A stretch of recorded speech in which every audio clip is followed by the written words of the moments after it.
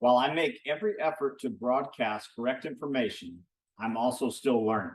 I will double check all my facts, but realize that healthcare is a constantly changing science and art.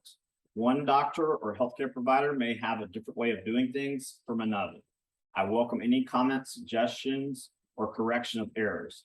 I take no money from supplement or device companies. By listening to this podcast or reading this blog, you agree not to use this podcast or blog as medical advice or to treat any medical condition in either yourself or others, including but not limited to patients that you are treating. Consult your healthcare provider for any medical issues that you may be having. This entire disclaimer also applies to any guests or contributors to the podcast or the website.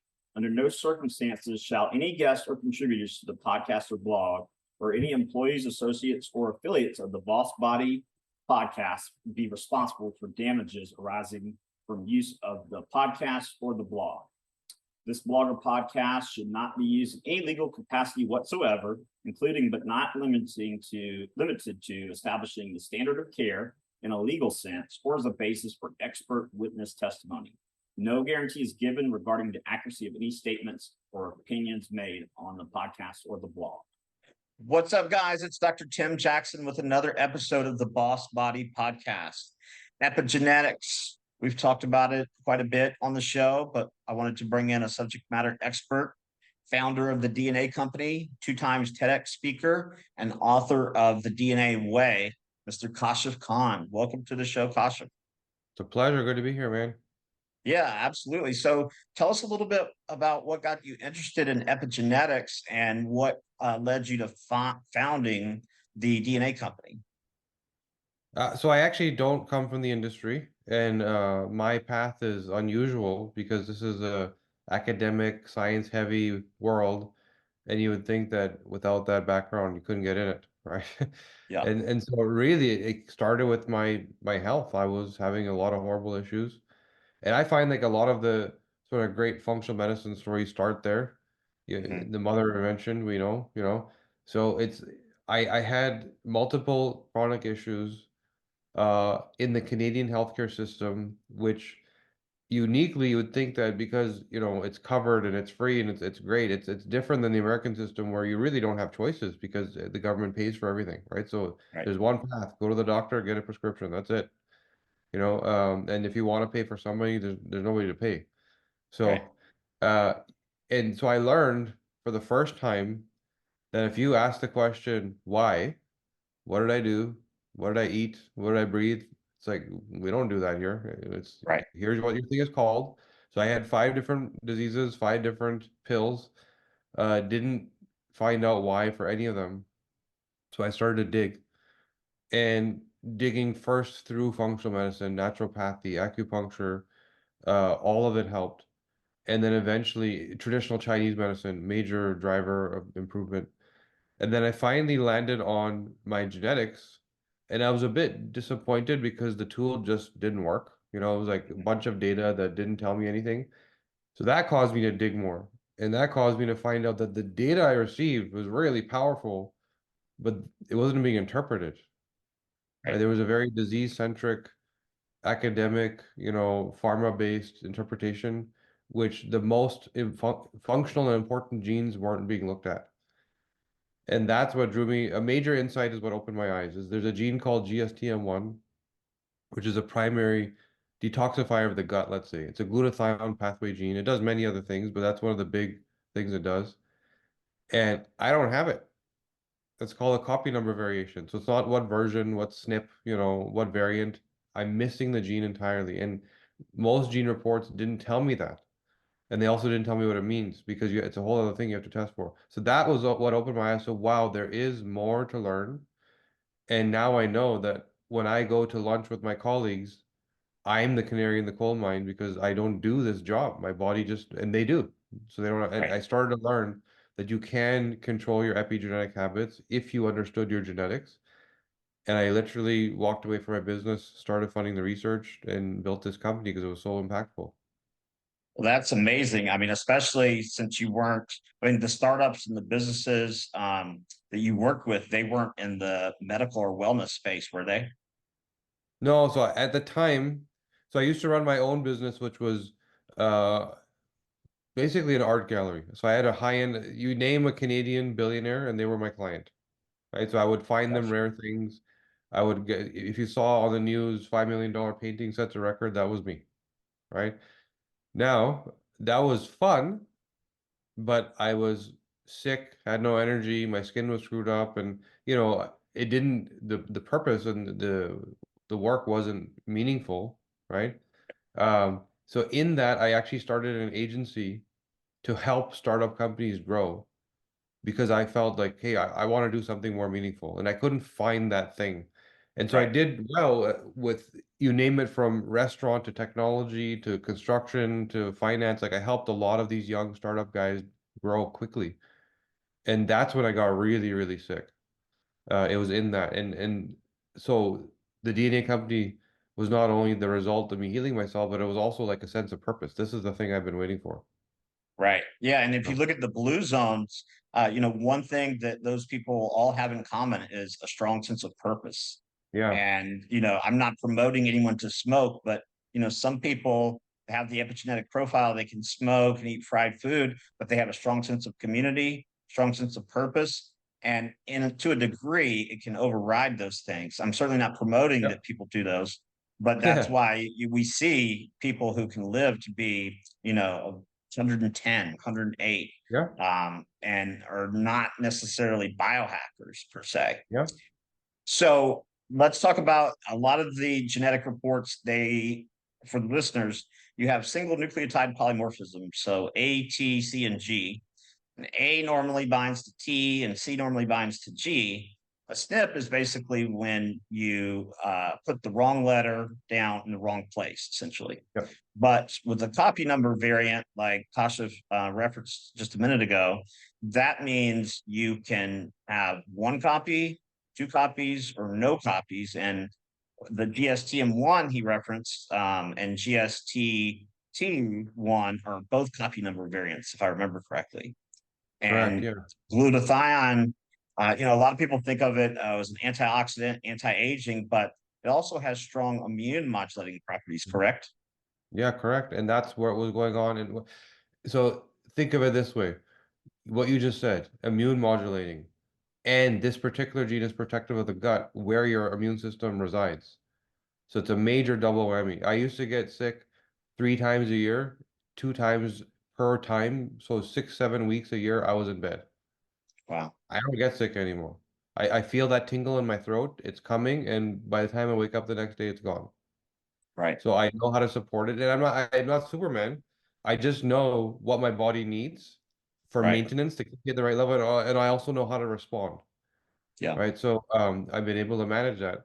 So yeah, so it's double. And there's also something in between called an insertion or deletion. So you have these SNPs, these little spelling mistakes, like you said.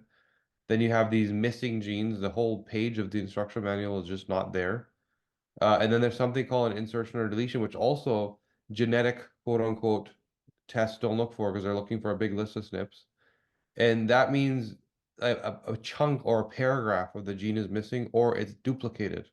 Right. So if these spelling mistakes mean so much, what does it mean when there's a whole paragraph missing or an extra paragraph or the gene is missing?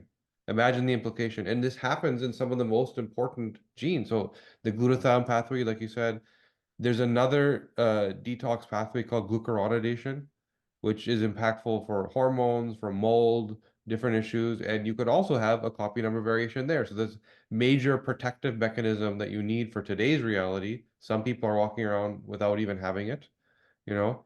And then some of the neurochemical genes like serotonin, 5-HTT-LPR, it's called, drives your serotonin response.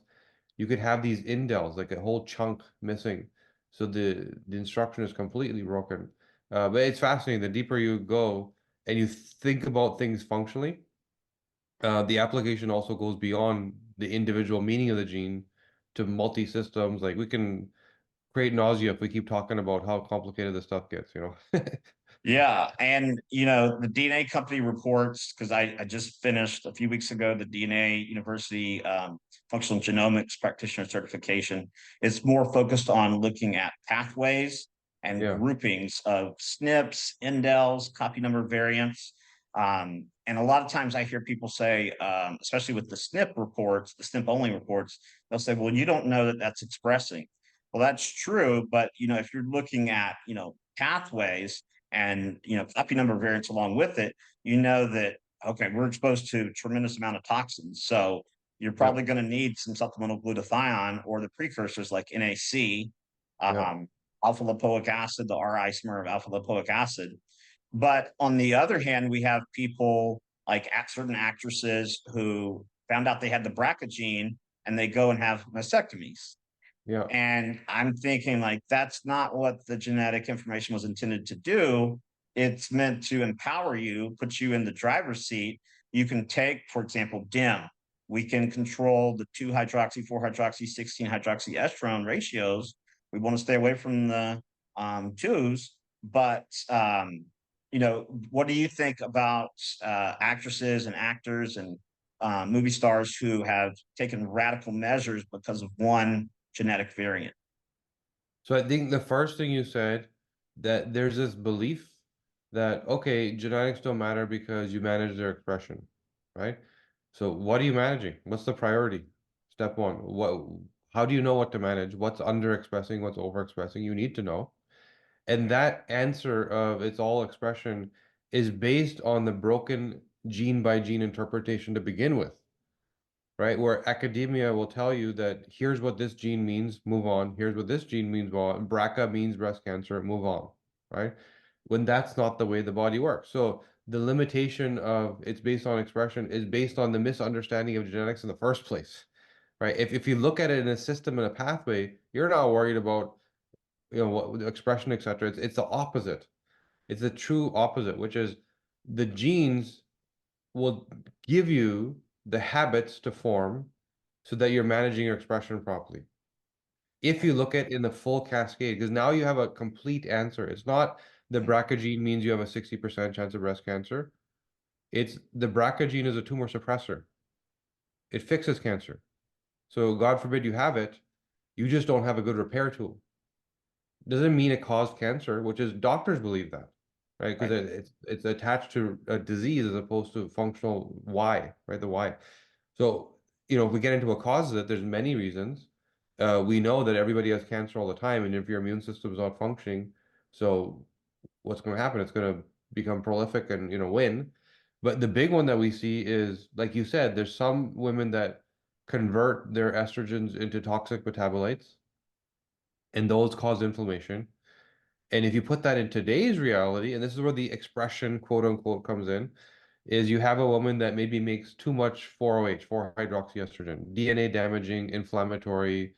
Why would she make that? Well, it wasn't such a big deal when she wasn't also on birth control pills and taking, having cosmetics, 500 chemicals a day on her body, literally five. That's the American average.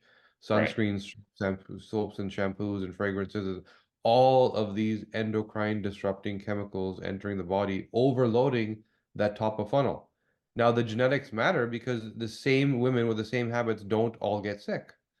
The woman that is estrogen dominant, the woman that is estrogen toxic genetics, takes that epigenetic into the funnel and turns it into something that's a threat.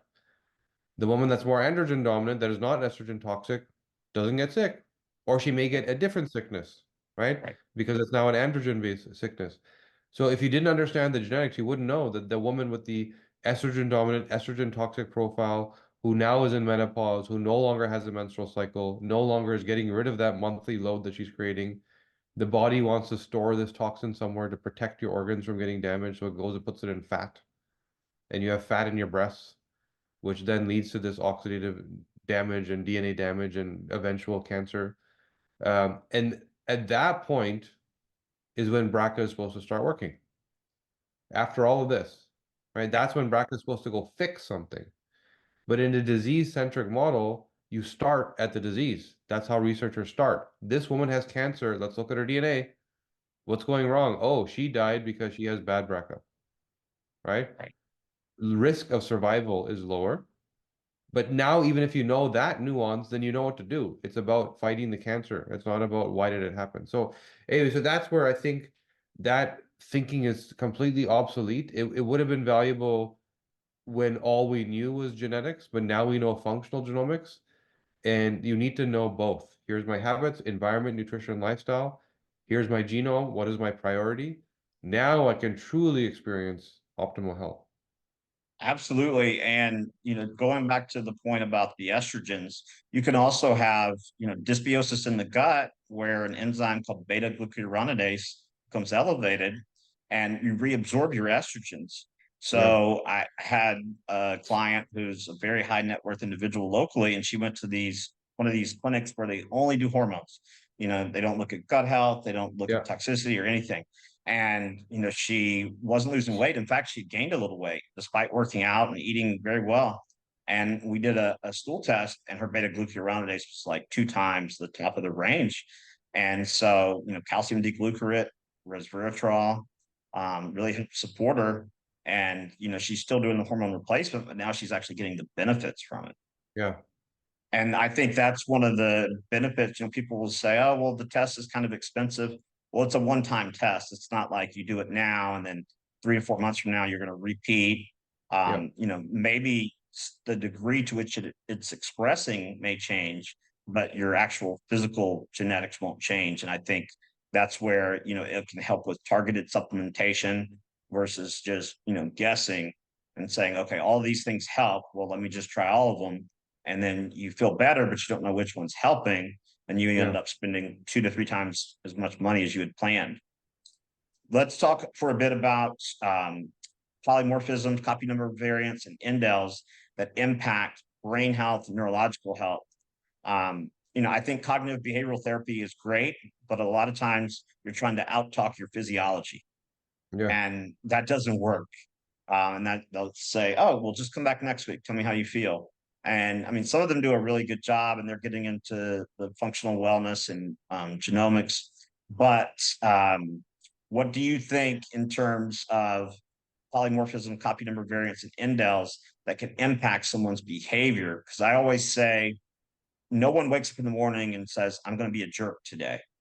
you know it's not benefiting them. It alienates them from other people Yeah. and sabotages relationships. But let's talk about some of the neurotransmitters and adra2b, things like that. Yeah, this is an area where I think, again, interpretation, one of the things we talked about earlier, uh, we know, without sounding arrogant, we know a lot. And why do we know a lot versus what you'll be told is possible from each gene? There's so much more because we spent 3 years studying 7,000 people hands-on. That was our research. It wasn't reading textbooks and downloading publications. It was, can I actually sit with a patient with their DNA in my hand and their epigenetic habits in my other hand, their lifestyle, their stress level, etc., and then figure out who they became. Why do they behave the way they behave? Why do they have the disease that they have? Or why do they feel amazing? Why are they doing well? And so we started to document behaviors, and things became very consistent. And I can tell you that if I have your DNA, I can describe your personality to a T. I don't need to talk to you. I can Right. tell you how you deal with stress, how irritable you are you a drama queen? Do you experience trauma? All of these things. And that is all tied to how healthy you feel. Because if you're in a fight or flight state, the body won't heal. Right. And so we don't work with anyone clinically where we don't start with their mind. Because until the terrain is ready, which means mind, gut, uh, you know, even inflammatory levels, a lot of the things you're going to do, just like you said, may not even work. Right. So if we talk about, you mentioned, noradrenaline and adra2b. So there we have this gene that if I were to distill it down to the actual insight, as opposed to the heavy science, we know to what degree you bind trauma. And when I say bind, truly, so this adrenaline response in the moment, this impactful adrenaline inducing moment, how long did the adrenaline last? And so do you remember the intellect, which everybody does, or do you also remember how you felt, the emotion? And then when that same or similar thing happens, you see that person's face again, or you hear that noise again, is it a new experience? Or is it a continuation of the last one? As if it's happening again. And It's you like tend to not the, rehearse those events, right, yeah, after they happen. Yeah. And now all of a sudden, holding the grudge, speaking to somebody like, not this again. And they're like, what are you talking about? This has nothing to do with that. Like, these are isolated, right? But you truly believe what you're saying is the truth. Your perception drives you in that direction. And now everything about neurochemicals in the brain, there's no good or bad answer. The answer is, what is your context? What are you doing with the tool? Put this in, and I've done work with the special forces, black ops, Navy SEAL type people, right? Uh, we went to Southern California and met with a bunch of Navy SEALs while they were training, and we were trying to determine who should actually be deployed in active combat that won't come back with PTSD. Because major problem for veterans, right? And so that's a context where this tool maybe is not the best thing, right? But now put it in the context of what you do, healing people, and it's an incredible superpower because all of a sudden you can read the room, bond immediately, be empathetic, right? Because you have this tool that allows you to use emotion as a sort of a filter. So everything about neurochemicals in the brain, we're all wired with innate superpowers. And people that use words like anxiety, depression, procrastination, burnout, this is a question of the superpower you have is you're in the wrong context, wrong place, wrong time. You need to make a change. And then all of a sudden you'll unlock something that you were meant to do. Absolutely. And in terms of, let's take, for example, CompT or Yeah. COMT, people tend to have higher IQs when they have CompT, but they also tend to get stressed out more easily.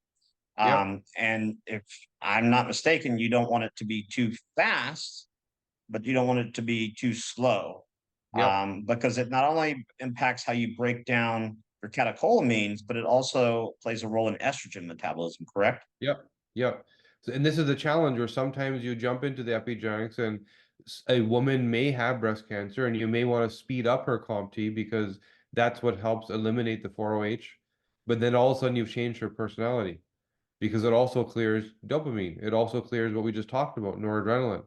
And now the person and this is where the pathways and the complexity of the cascades becomes so important. So step one, we identified that somebody may have a deletion in the ADRA2B pathway, and so they bind onto trauma. Now, if they also have the really slow COMT, then they're also in that moment for far too long. So they're remembering every little detail, right? And it's like, and they truly believe that all those little details matter. Now, someone may have the, again, ability to bind the trauma, their deletion in the ADRA2B, but a very fast COMT.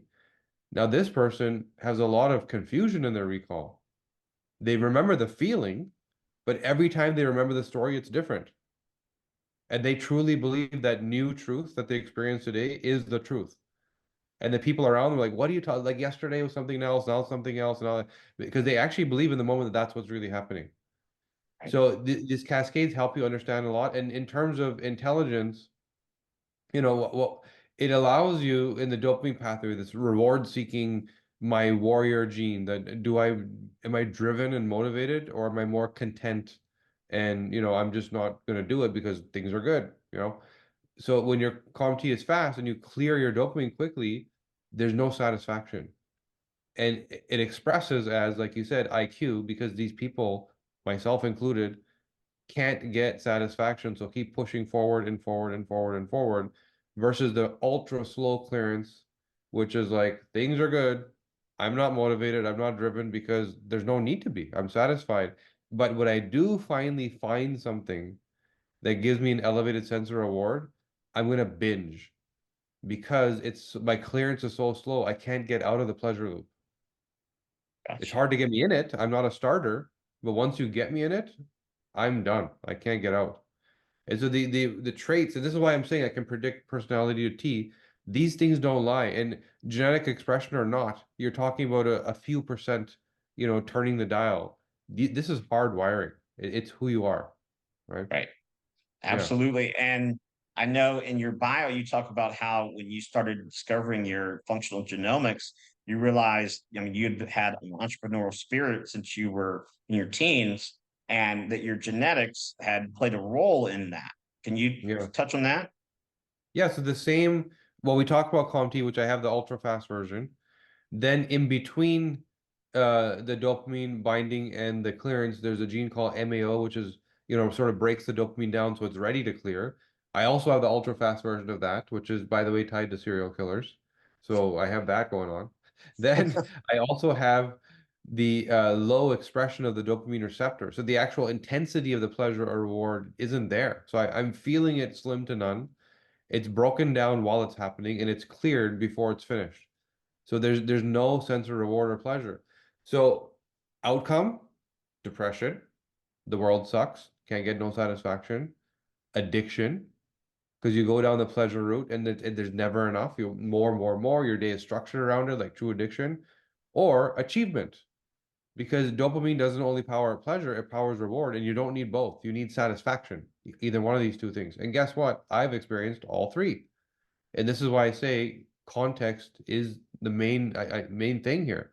If you talk about epigenetics, context is an epigenetic factor that we don't think about academically because it's not food, it's not, environmental toxins, but it's a major driver of your outcome when it comes to literally, am I depressed and on medication, or am I a superstar, doing amazing things? And how often do you see people in senior leadership type roles, celebrities, suicidal, medication, because the same wiring that drives them to do great things and take crazy risks that nobody else would take, different contexts where, there's a guy that was the musician for Ellen DeGeneres, right? In that Yeah. world, near the top, he's on the top rated show, well known now. He had many things going on the side because of that role. The show stopped. A few months later, he committed suicide. Yeah. Twitch, right? Yeah, Twitch, Yeah. exactly. And Yeah, go and ahead. and you ask why, like this guy had such a good life. It's a because the sense of reward, the deep valley of depression that he would have gone into, which would be his normal baseline, unless he was driving forward. Right. So this is why context is key. And me, I grew up depressed. I had a friend that gave me something that I should have never taken and I got addicted. And I've also been highly entrepreneurial because I went down the reward path one day because my father passed away and I had to take care of my family, you know? So these nuances of, epigenetics, uh, all I'm saying is we got to go back beyond the typical nutrition and environment and look at true, like, what is your context? Right.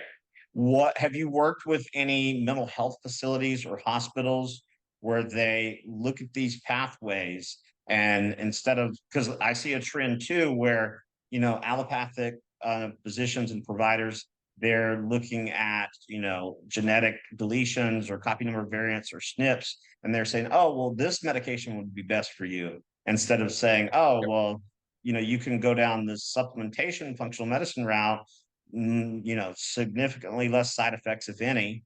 Can you touch on that? Yeah, we've worked with a lot of clinics, and here in Toronto, there's a major mental health hospital that I spent a lot of time at, and it's what you're saying, and it's more. So there's the science of what we call pharmacogenetics, which is the gene that metabolizes the active drug. If I know what gene, then I know what drug I actually need and what dosage. Personalized medicine. So again, the pharma world driving genetics into a bucket of disease-centric thinking and limiting the value that we can derive, but supporting their model. Right. And where this is the most profound is in mood and behavior and mental health drugs. That's where there's the most trial and error and things just don't work and sometimes have an adverse outcome. So it is a very beneficial thing for someone who needs medication. My belief is most people that think they need medication don't. Right? Most kids that told that they have ADHD, that they're depressed, that they're whatever. I was told I was depressed. I was told my son has ADHD. He's not on medication. So what's going on with my son? 5-HTT-LPR, his serotonin pathway is the worst it could be. Tryptophan, which the TPH pathway, which is the precursor, worst it could be. Serotonin is his mood regulator. So am I responding appropriately for whatever's going on? Or am I more bipolar in my response? Not like actually diagnosed bipolar, but that's what people would call it if they saw how up and down I am, right? Mm. Uh, and now take that and the mechanism that drives that outcome, which is I'm irritable, moody, all over the place, is that the brain can't prioritize incoming stimulus. It's not ADHD, attention deficit, it's hyperattention. Everything is Right. given attention, Yeah. which then looks like ADHD because every shiny object is then given attention. So it's not I can't focus on what I'm doing, it's I want to focus on everything, the things that you don't even know are happening because you don't have my superpower. Right. So that person is wired to be, when I work with amazing lawyers, amazing accountants, um, you know, uh, fund managers that are the top, that they all have this wiring because they read through a document and they see every little nuance that their competition didn't. And it doesn't take them much time, right? Now, put them in a room to do something social, and they're going to be called irritable. They're going to be frustrated. They're going to be disappointed by people. You know, it's never good enough. Only I can do it right. And this was my son, who, you know, drama queen at homework time. And by the way, it's a combination. If you want to talk about multi-system and how functional we can get, step one was he never did his homework because his serotonin dysregulation caused him to be highly irritable and distracted by everything. Step two, homework was done after dinner in a home where we ate South Asian food, which meant rice daily, in a context where this guy had the worst TCF7L2 gene, insulin response, and the worst AMY1 gene, starch metabolism. So he was being put into a coma with starches because of his genetics, and he was already irritable and couldn't and constantly distracted and told to do his homework in the middle of the family room with the other kids. The context was completely wrong for this guy. He did not have ADHD. And who was the teacher that was complaining that he had ADHD? The one that he would see after lunch, Yeah, right? absolutely. And Yeah. I worked, so between undergrad and my doctorate, I took a bunch of psychology courses. I originally was going to be clinical psychologist. So I worked at a camp for kids on the autism spectrum. And the two psychologists had this reward system where when you met your goals for the day, your reward was a frappuccino. And so I brought it up and I said, this can't possibly be good. Oh, well, there's no science to say that sugar affects mood or behavior. I'm like, okay, this person met his goals. He's over there climbing the wall right now. Yeah. So it sounds like from your son, to summarize for the viewers and listeners, is he had some serotonin dysregulation, and then he had some dysglycemia, blood sugar imbalances, which further drove Yep. stress response. And so it was a confluence of variables, the ones affecting the 5-HTT-LPR, the Yep. TPH, and now he's on the appropriate supplements and doing well. It's it's a question of supplements and environment. You know, if you understand, here's a genetic suboptimability. Some job in my body isn't happening properly. So here's what I can't handle. So it's like remove that, but also add something to fortify your biology. So as if you had the good version. So there's supplements you can add as if you had the good version of the genes, but it's also avoid the thing that you're not meant to do. Like it's accept who you are. You are meant to be a great lawyer. You're meant to be a warrior, right? You're detail oriented in a world that wants you to be in the middle. So Right. just be yourself, right? Learn what you're designed for. And so it's a question of those two things. Finding yourself, being the best version of that. Sorry, three things. Removing what you're not designed for and adding something to fortify biology to bring you somewhere to the middle when needed, right? Mhm. And so that's what we did with him. It was obviously a timing question, food after homework, not before, a great way to knock him out and put him to sleep, right? It was also what is he meant to eat? There was too many starches and sugars. It would have made him sick. The same balanced meal for him was a major problem. And it was also a question of structuring his homework. He needed things in micro doses, right? You can't just hand him a bunch of books and say, you have 1 hour, finish it. It's like every 5 to 10 minutes, it's like, have you got to the next step? Have you got to the next step? Have you got bringing him back? He needs that structure, right? Because in itself, he has this amazing superpower, which in the educated system doesn't work, Right. right? So there's a It's number of sit, things. raise your hand, wait Yeah. for someone to choose you. And if you want to be successful in anything in life, you have to choose yourself first, or why Yeah. else would anyone choose you? So, and now, I mean, I don't know how the educational system is or school is in Canada, but they take away PE, or physical Yeah. education time is limited, which, I mean, there's a direct correlation between how much physical activity you have or do and your academic achievements. Yep. Especially for young boys, their young boys are meant to have high risk play, dangerous play. That's how the brain develops. Obviously, also important for girls, but for boys, the impact is much greater. This is why there's so much of what we call ADHD and, behavioral issues. That's that pent up demand for the brain. Let me go break something because I'm going to go learn, right? Right, Let me fall off the monkey bars. That's how the male brain learns. And you right, see all these young boys that are diagnosed with all these weird things that are just the context is wrong. right. Yeah, and Yeah. a lot of time I see teachers, their nervous system is dysregulated, so it's Yeah. more kind of a reflection of them. They can't tolerate any, quote unquote outburst. And we're requiring kids to, sit during the pandemic. Um, you had plexiglass around your desk, Yeah. and you're isolated from your peers, which, Dr. Phil came out recently on The View, and he said the psychological damage done from putting these kids sometimes into the hands of the people who were abusing them, if Mm. they were experiencing abuse at home, that was far more dangerous than any potential pathogen. Yeah.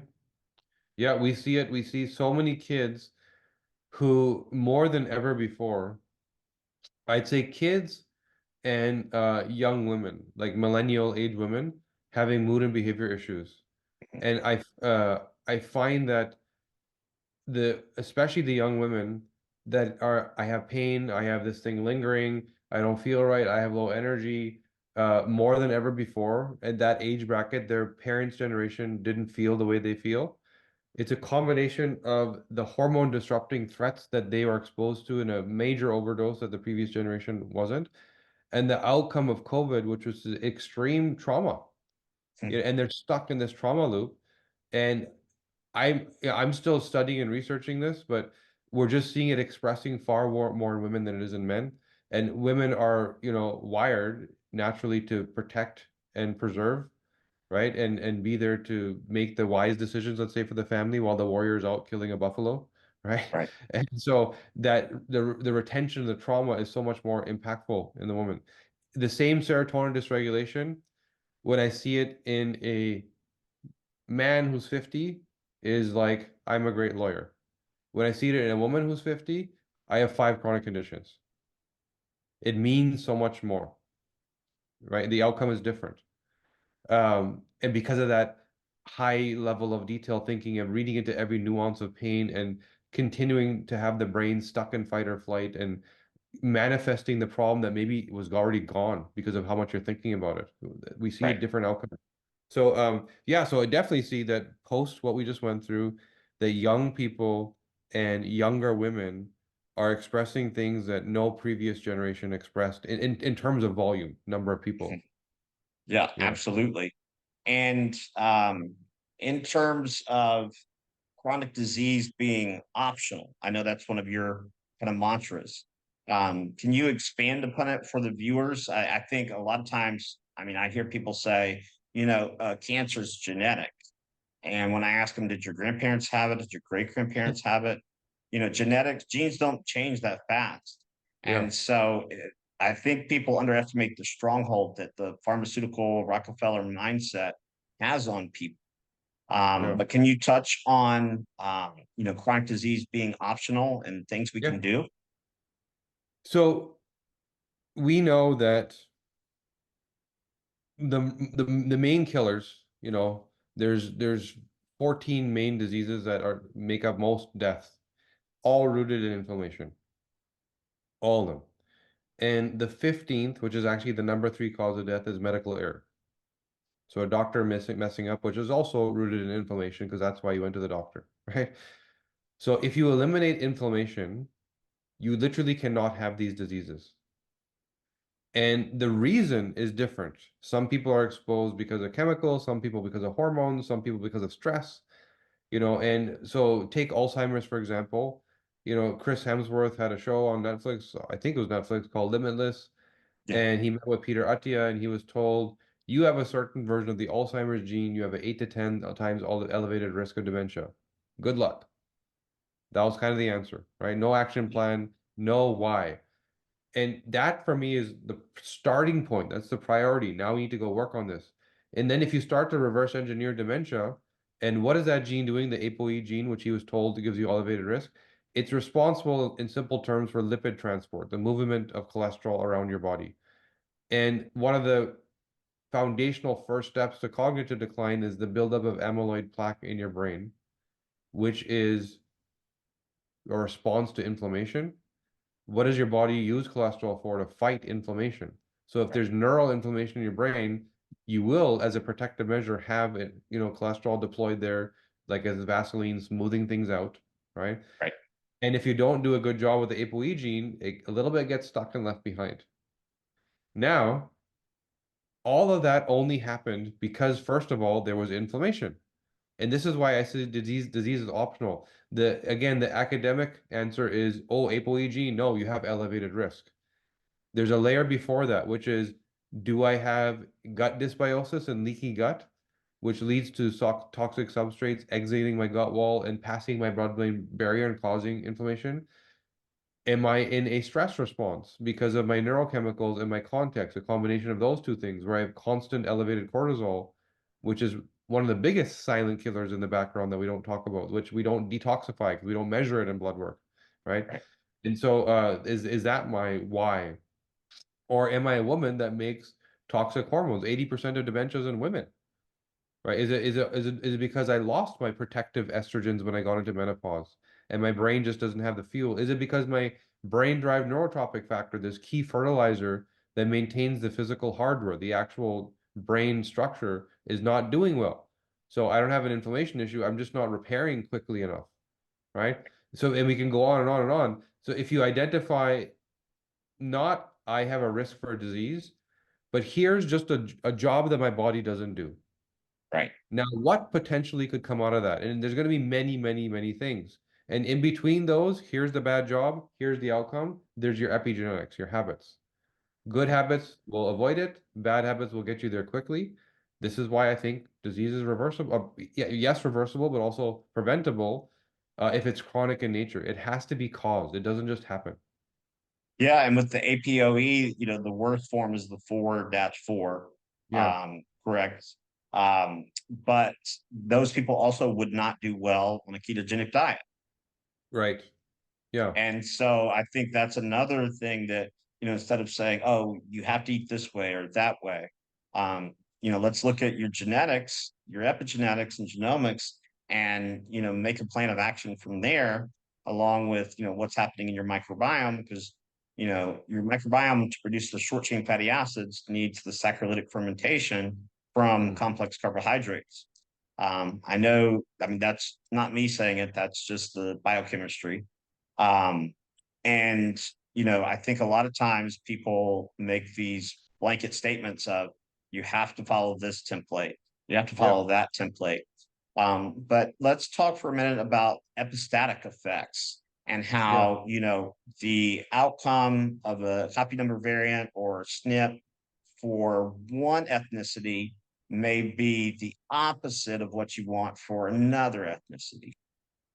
Yeah, so epistasis is another thing that doesn't get considered, where academia is like, this gene means this. Now move forward with that, right? There's cofactors of a single gene influencing the effect of another gene. So, and we actually don't know where the epistasis is coming from, but in hypertension, for example, there's a gene called ACE, which, regulates hypertension. It does many things. It even is the key gene that determines how sick you're going to get from COVID, so that's another function. It does many things. But in terms of hypertension, what's considered the good version of the gene, which is what's published globally, because all medical research is done on you, Western European white male, right? Mhm. And it's not even like men, it's specifically Western European white men is where medical research is done. It's not true for Southeast Asian people, where that same good version of the gene is actually the bad version. Right. And so you would have been told, you're doing well here, let's move on. And in fact, it's a major red flag. The gene that I just mentioned, BDNF, brain-derived neurotrophic factor, where we know that it affects neuroplasticity, your brain's ability to develop new neural pathways. It also affects mood in the context of how much things mean. So shell shock, the weight and burden of things. And the tryptophan TPH gene, if you have the ideal version of both, the TPH epistatically turns off BDNF, but not for everything. We still find those people still do a good job of neuroplasticity. They still can learn new skills quickly. They still develop new neural pathways efficiently, but their mood is still dysregulated. So it's still drama queen response. This means so much, Right. right? And so, and you'll be told you have the GG, versions of BDNF and you're doing fine. But you need to dig deeper and more functionally know that there's some epistasis that can turn that off. Absolutely. Yeah. What's something, so I mean, it sounds like you're obviously continuing to learn. How long in total have you been researching functional medicine and genomics?